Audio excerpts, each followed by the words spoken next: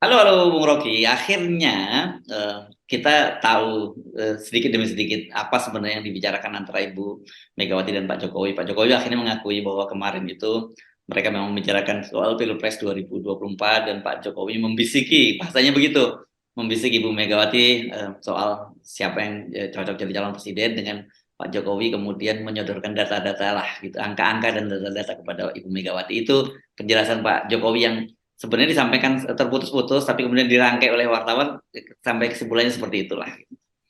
Saya kira memang akhirnya mesti disodorkan datanya. Pasti yang disodorkan itu adalah survei Puan Marani yang nggak bisa naik melewati mungkin 4% atau 7% itu. Yang kedua tentu survei Pak Prabowo, dan Pak Prabowo pasti melejitkan. Jadi Megawati mungkin disodorkan itu bahwa ini punya Prabowo, ini punya Mbak Puan. Kalau digabung ya tetap masih bisa menang jadi presiden, misalnya begitu dalam pikiran uh,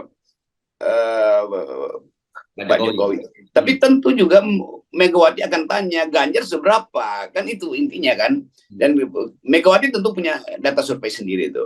Dan kalau kita anggap bahwa Ganjar itu udah tinggi sekali, maka pasti Megawati juga anggap ya udahlah Ganjar aja tuh. Tapi kelihatannya memang Ganjar juga nggak bergerak datanya. Kalau saya baca survei-survei internal dari beberapa yang suka bocorin ke saya, memang nggak bergerak. Jadi itu intinya keadaan kita saat ini nih. Dan Jokowi tetap ingin supaya ada yang bisa menjamin dia. Jadi poinnya tetap Jokowi ingin pantau pergerakan-pergerakan elektabilitas ini bukan demi pemilu, demi menentukan nanti siapa yang bisa dia pujikan sebagai orang yang akan melanjutkan kepemimpinan dia sekaligus menjamin apa namanya masa depan politik Jokowi setelah dia lengser tuh. Jadi saya kira itu tuh, dan selebihnya tentu ya gampang lah kita duga tuh apakah Ibu Mega akhirnya terbujuk oleh Jokowi. Saya kira enggak. Ya, ya. Dan kita tahu ya, Pak Jokowi itu sejak dulu kan memang sangat percaya angka-angka. Saya sangat percaya dengan data-data survei, gitu ya. Dan kritik terhadap kita, kalau kita bicara soal survei itu artinya kan Pak Jokowi itu juga hanya mendasarkan kriteria seorang calon presiden yang akan dia dukung itu berdasarkan elektabilitas. Padahal sebenarnya kita selalu mengkritik tidak cukup untuk pemilihan presiden itu hanya modalnya dengan elektabilitas saja.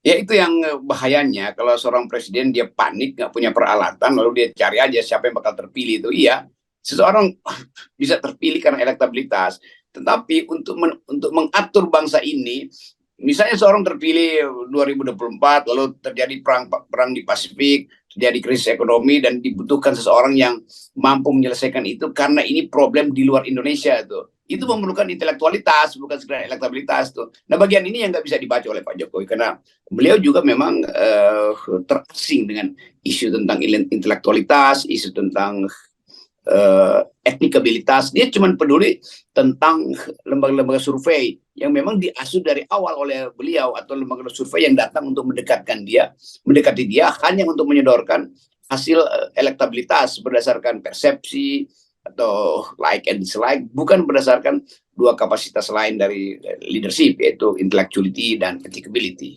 Ya, ya.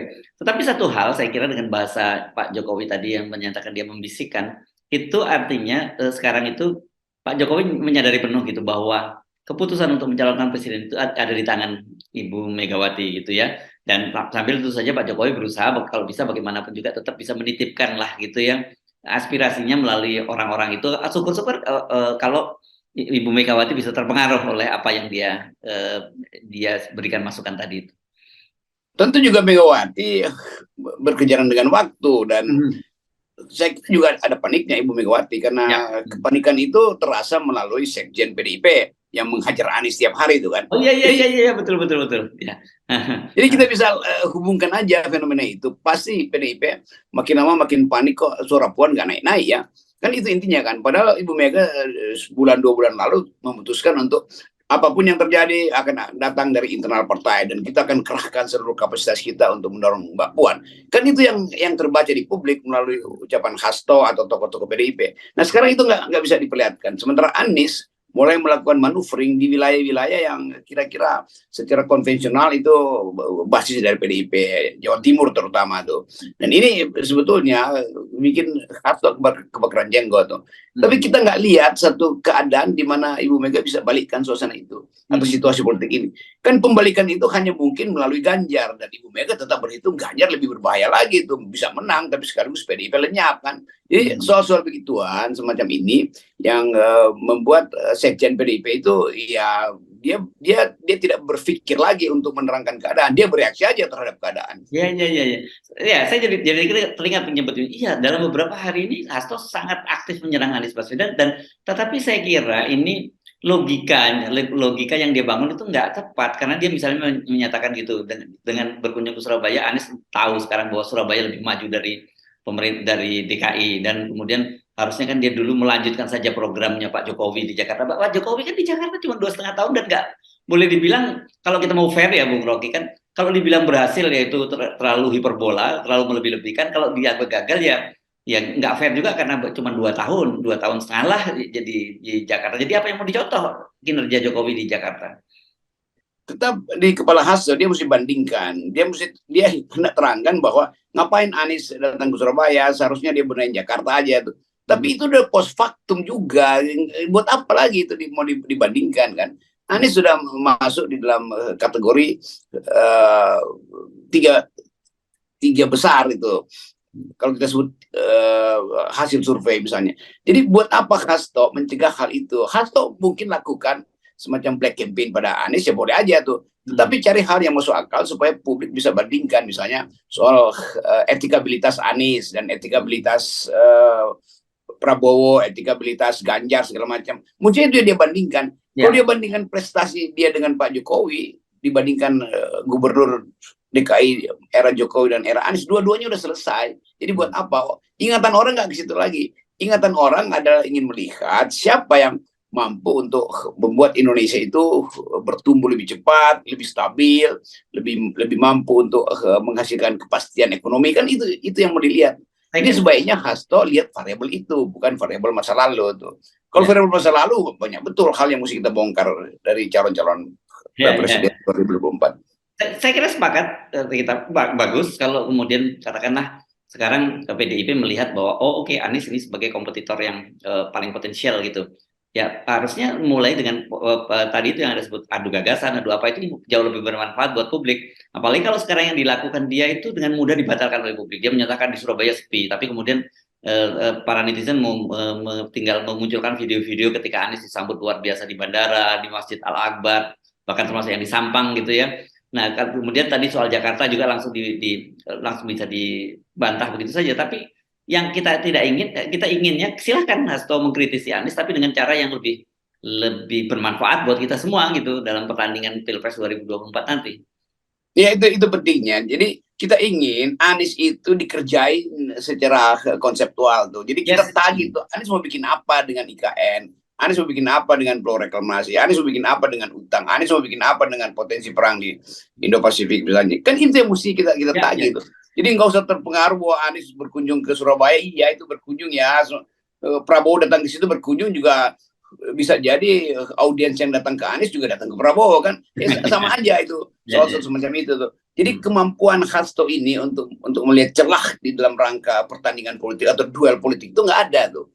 Kenapa? Karena PDIP sendiri nggak punya gagasan tentang masa depan tuh kan, itu intinya kan. Jadi PDIP mesti bilang kita nggak peduli dengan Anies, kita mau supaya Puan itu menuntun kita masuk dalam perdebatan politik dunia misalnya tuh. Itu lebih sempurna gagasannya tuh. Kita ingin PDIP, kita udah siapkan program PDIP tentang desa-desa untuk dimakmurkan kembali itu. Itu lebih konkret itu. Jadi kita mau bicara itu. Kita ingin PDIP udah siapkan teori tentang penanganan kasus 300 triliun ini. Jadi itu mestinya yang dibicarain. Karena semua capres kok nggak ngomong soal itu, padahal itu adalah hal yang real hari ini.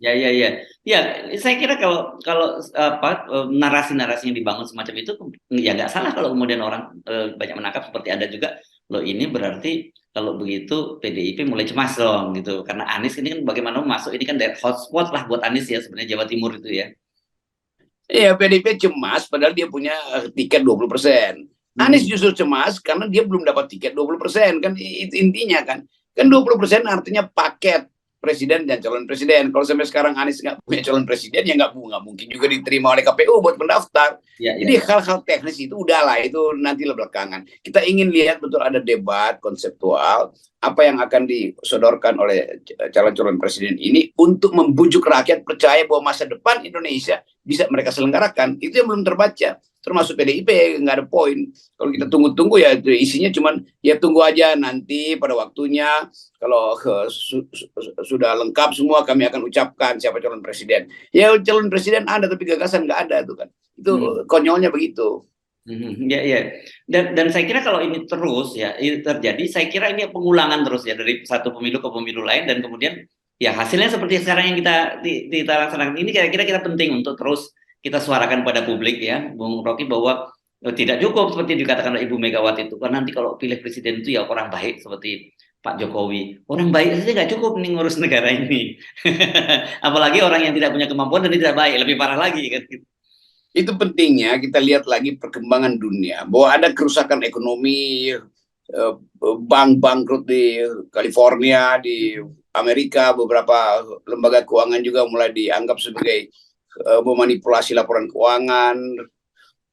Demikian juga di Eropa tuh ada kejengkelan terhadap pemerintah yang memeras rakyat untuk membiayai lewat pajak perang Ukraina segala macam. Jadi masyarakat dunia justru lagi resah. Ada berita dari Tiongkok bahwa seluruh pendapatan pajak dari korporasi itu turun, artinya nggak ada produksi di Tiongkok. Kan nih potensi kita untuk masuk dalam resesi yang sesungguhnya tuh. Kan itu yang mestinya dibaca oleh pemimpin-pemimpin ini nih, bertebaran di isu global politics, global political economy yang nggak di raise sebagai problem Indonesia tuh. Jadi bahaya betul kalau Presiden Jokowi justru hanya sekedar ingin menunggu hasil survei elektabilitas tanpa dia paham secara intelektual bahwa dia butuh atau dia perlu terangkan pada publik bahwa 2024 itu bukan sekedar masalah elektabilitas Presiden Indonesia, tapi problem global akan masuk ke Indonesia.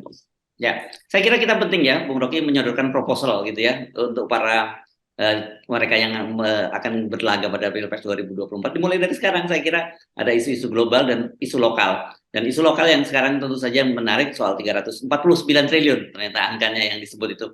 Saya kira kita pasti orang tertarik. Oke, kenapa terjadi semacam ini? Ya karena misalnya soal apakah sepakat dengan pemisahan pajak itu dari Kementerian Keuangan, karena selama ini kan Kementerian Keuangan itu sangat perkasa gitu ya. Dia ada juga pengumpul pajak, dia mengatur anggaran, dan dia juga yang spending, yang belanja dia. Jadi di satu tangan memang luar biasa powerful, sehingga Ibu Sri Mulyani yang merasa super pede selama ini. Ya itu poinnya. Jadi hal-hal yang menyangkut tata bernegara itu mestinya diulas oleh calon-calon presiden. Soal-soal yang menyangkut variabel global yang akan mempengaruhi situasi politik di 2024 itu juga dibahas tuh. Jadi kita di FNN hanya mau menyodorkan agendanya apa kalian tuh. Kalau soal elektabilitas itu bisa dimanipulasi kok dalam satu dua kali survei juga bisa dinaik turunkan itu. Tetapi ide gagasan dari calon-calon ini itu yang harus dipertahankan di forum publik semacam debat-debat terbuka itu yang diinginkan sebagai edukasi politik yang kita tuntut terus melalui channel FNN ini. Oke, baik. Terima kasih Bung Rocky. Tetap 0%. Yes, go. Yo, thank you.